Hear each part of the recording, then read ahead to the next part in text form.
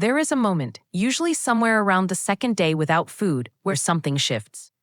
The hunger pangs quiet down. The mental fog many people expect doesn't come. Instead, something clearer, calmer, almost sharper takes its place. For thousands of years, across nearly every faith tradition, people have called this moment sacred. They've said fasting brings you closer to God, that it strips away distraction, that it sharpens the spirit. What's remarkable is that modern neuroscience is now mapping out in physical terms what ancient practitioners could only describe in spiritual ones. The brain during a fast doesn't just endure hunger, it changes, chemically, structurally, in ways that appear to make it more receptive to exactly the kind of stillness, clarity, and connection that spiritual traditions have always associated with fasting. Here are 7 ways science shows fasting reshapes your brain, and why that reshaping may be the very thing accelerating your spiritual growth. Way 1. It quiets the brain's noise network. Your brain has something researchers call the default mode network, the system responsible for that constant inner chatter, rehearsing conversations, worrying about tomorrow, replaying yesterday. Studies on caloric restriction and fasting states have found reduced activity in this network during extended fasting. In plain terms, the mental static many people carry all day long begins to quiet. Spiritually, this is often described as the noise finally settling enough to hear something deeper. Neurologically, it appears to be an actual measurable dip in the very brain circuit responsible for that noise in the first place. Way 2. It triggers a cascade of mental clarity. Around 12 to 24 hours into a fast, the body begins shifting its primary fuel source, from glucose to ketones, produced by breaking down fat stores. Here's what's striking.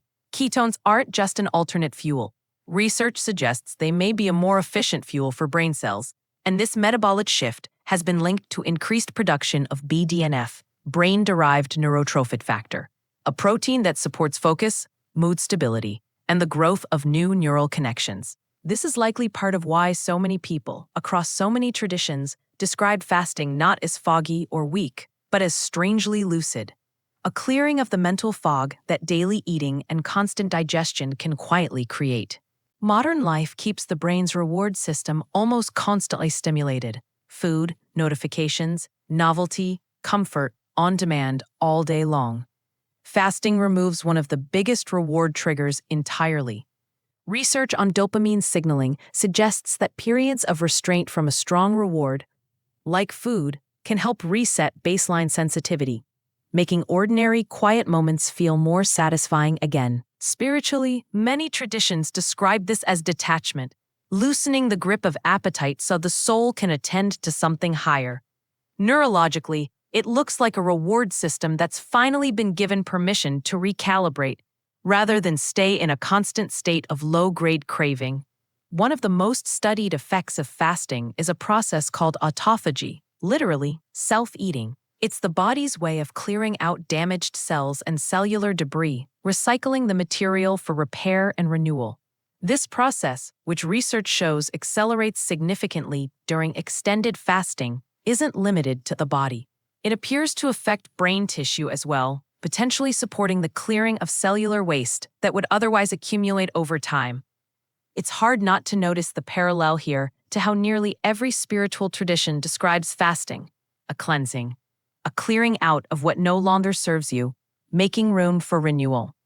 Science, it turns out, is describing almost the same process, just at the cellular level. Digestion is metabolically expensive. Every meal your body processes requires real energy, blood flow, and nervous system activity dedicated to breaking food down. During a fast, that energy is freed up, and several studies suggest fasting is associated with a shift toward parasympathetic nervous system dominance, the rest and restore state, alongside improved heart rate variability, a marker of a calm, well-regulated nervous system. This is very likely part of why fasting so often produces a physical sense of stillness that mirrors what people describe in deep prayer or meditation. The body, no longer occupied with digesting, has genuine bandwidth to simply be still. Many people report that emotions feel closer to the surface during a fast, both grief and gratitude, more available than usual. Some researchers link this to fasting-related changes in cortisol and other stress hormone rhythms, along with shifts in serotonin activity, which together may lower the emotional insulation that constant eating and stimulation can build up over time. Spiritually, this is often exactly the territory people are seeking, the willingness to feel deeply, to sit with grief or longing without numbing it away. What tradition calls brokenness before God, neuroscience seems to describe as a nervous system with fewer buffers in the way.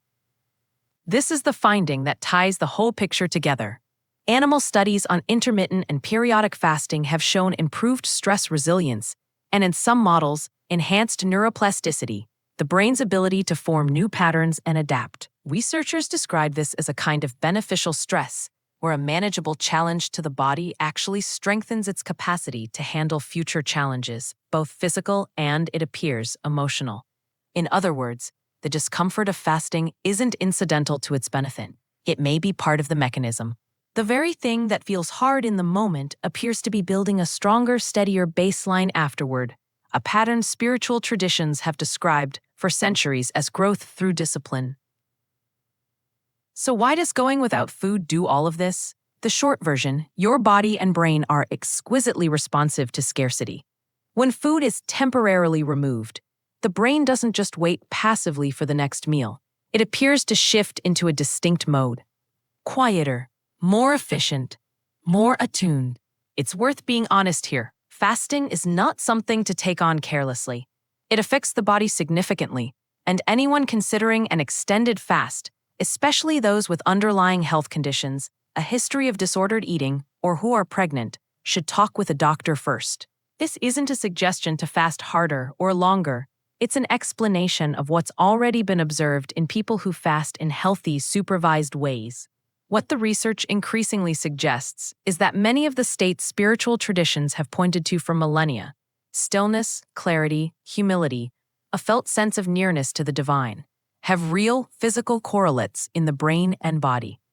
Fasting doesn't manufacture spiritual growth out of nothing. It appears to remove the noise, the craving, and the buffers that usually stand in growth's way.